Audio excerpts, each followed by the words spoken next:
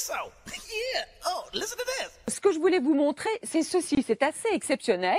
Ce sont en fait des nuages, on les voit très bien, toute cette ligne. Alors, ce sont les navires, figurez-vous, avec la condensation. C'est un petit peu ce qui se passe fréquemment par les avions. Là, ce sont les navires qui provoquent de la condensation et comme on a un anticyclone qui fait comme un couvercle, ça bloque ces traînées nuageuses à basse altitude. Ce sont des nuages bas. Voici une série de photos consacrées aux traînées d'avions dans le ciel qui deviennent des cirrus. Nous sommes actuellement dans des conditions anticycloniques idéales pour l'observation de ce type de phénomène, lorsque nous ne sommes pas dans des conditions anticycloniques d'hiver avec de la grisaille en pleine, on peut observer des nuages plus élevés.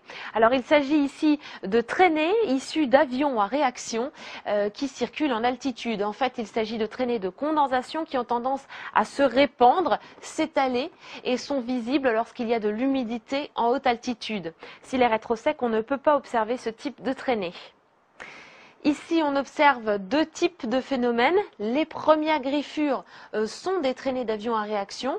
En arrière-plan, on a un voile plus consistant dû à l'humidité de l'atmosphère. Ils sont indépendants des traînées. Ces nuages sont uniquement dus à la présence d'humidité en altitude. Très jolie traînée également, on voit que les avions à réaction circulent dans des directions différentes, ce qui nous donne cet effet quadrillé dans le ciel. Les couleurs sont liées au fait qu'au coucher, le soleil disparaît de l'horizon et illumine les traînées d'avions, ce qui donne cet aspect rosé. Très beau cliché aussi d'une situation typique avec des traînées de condensation d'avions à réaction qui se sont étalés pour devenir des nuages avec un aspect cirriforme. Ce type de phénomène que l'on retrouve dans des conditions anticycloniques, généralement les nuages élevés deviennent des cirrus. Ce cliché a d'ailleurs été baptisé Ange de Noël par son auteur.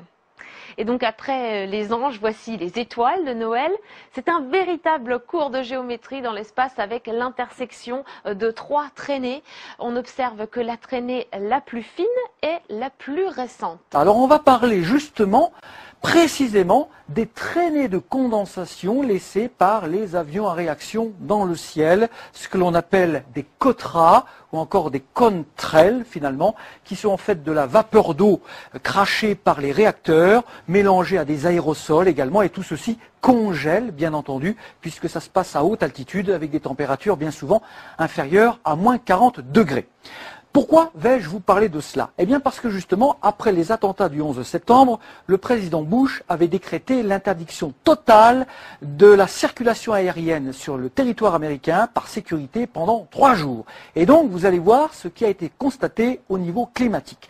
Alors, on revient un petit peu sur l'explication. Qu'est-ce qui se passe quand les avions à réaction circulent? Ils laissent derrière eux donc ces fameuses traînées de condensation ou COTRA, et ça fait un voile finalement qui intercepte une petite partie du rayonnement solaire. Alors certes, ce n'est pas un seul avion qui va faire la différence, mais le trafic aérien mondial est extrêmement dense, et notamment aux États-Unis, où au-dessus des grandes mégalopoles, comme New York par exemple, le ciel peut être voilé à plus de 70% par toutes ces traînées de condensation laissées par les avions en réaction. Mais on trouve exactement la même chose sur les grands aéroports, ne serait-ce qu'autour de Paris par exemple. Alors il s'agit ici de traînées issues d'avions à réaction qui circulent en altitude. En fait, il s'agit de traînées de condensation qui ont tendance à se répandre, s'étaler.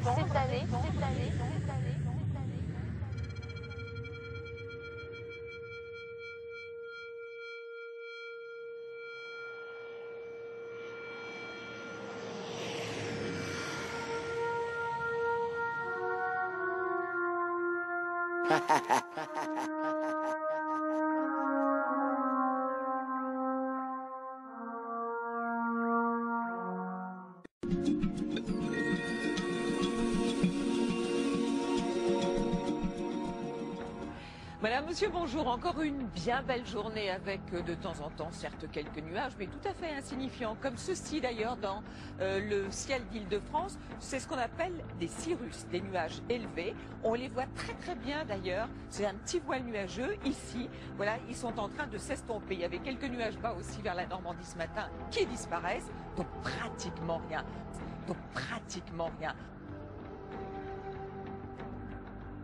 les côtes corses. Et puis les nuages bas vont se transformer en jolis petits cumulus près des frontières du nord. Ce voile va se décaler vers les frontières jusqu'à l'Alsace. Là, vous aurez des plaques de nuages bas. Après-midi, donc cette grisaille va se morceler, se déchiqueter, laissant place à de jolis petits cumulus.